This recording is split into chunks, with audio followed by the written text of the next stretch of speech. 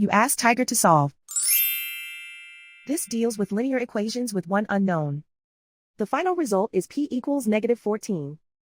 Let's solve it step by step. Group all x terms on the left side of the equation. Subtract 4p from both sides. Group like terms. Simplify the arithmetic. Group like terms. Simplify the arithmetic. Group all constants on the right side of the equation. Subtract 6 from both sides. Simplify the arithmetic.